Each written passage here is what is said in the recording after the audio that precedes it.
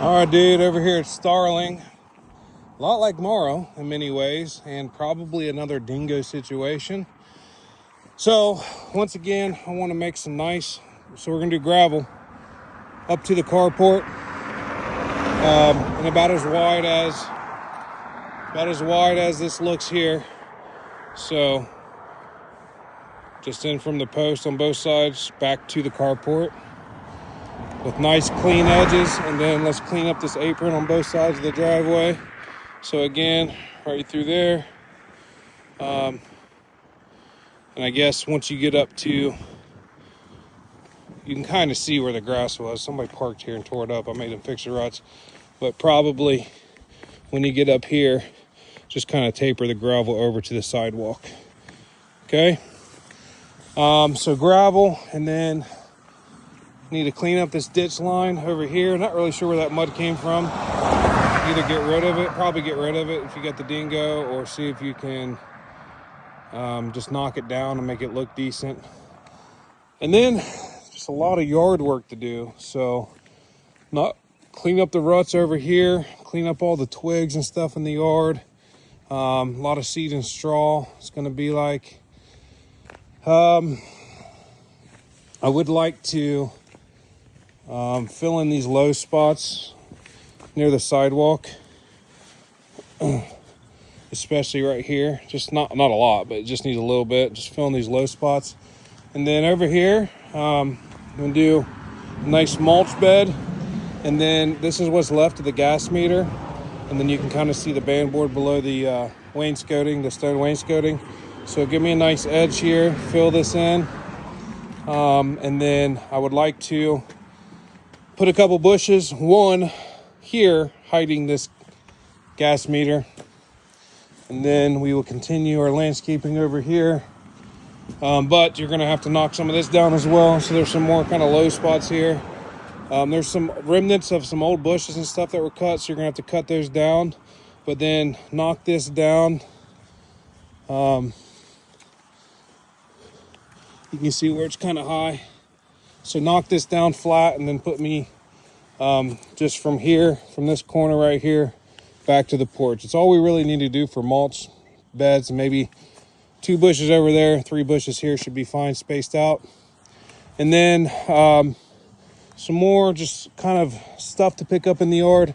But over here, all this stuff needs cut out along this side of the house. And then take some of that dirt and fill in this low spot over here as well, so he can set the AC. He was going to do that, but there's kind of a hole right here. So clean all this up, kind of get that low spot filled in. And then these 2 logs can go away wherever. They can go in the next lot over. And we own that too. We're parceling it off to build anew. So for this segment of the video, I'm just going to keep you close to the house. So just kind of general cleanup within 10 feet around the house. Need some seed and straw back here. Knock this stuff down with the dingo. Grade it out the best you can, but it is pretty high right there. Again, over here, just kind of make it look nice. Seed and straw. Knock this big clump of dirt down. Then, if you have a solution, I am all ears. I don't know if because the dingo's lighter, it would be possible. But I had some heavy equipment pulled in here, and they pretty much said, no, we can't do it. So it is an absolute mess in this backyard. Now, my biggest concern is immediately behind the door, the back door. This is where the new septic was put in. So if you look at these stakes, you technically shouldn't drive right here. However, again, with the dingo being a little lighter, I don't know.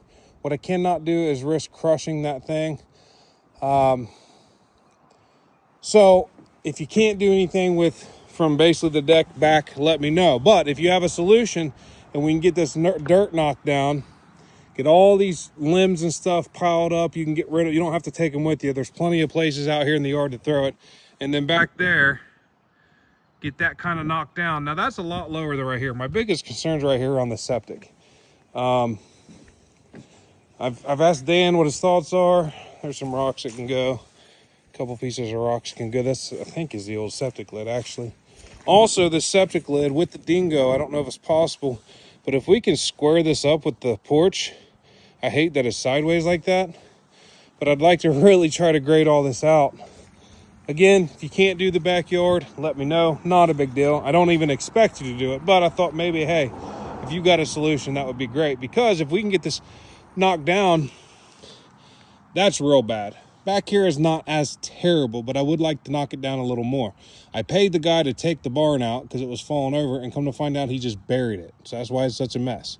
If we can knock it down a little bit, it's a lot drier back here than it was. Right here, obviously, you see all the standing water. There are leach lines, but they're pretty deep. He says you shouldn't have to worry about those. But if we can knock this down and just put a bunch of straw back here, that would be awesome. Even if we can,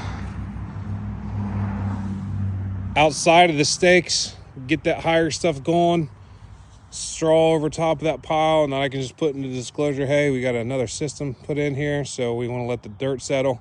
That would be awesome too, because there's so many low spots with water that I think you can take this dirt. But again, if you're not comfortable doing this, or you assess it and say, hey man, even the dingo is going to get stuck, then I'll come up with a different solution.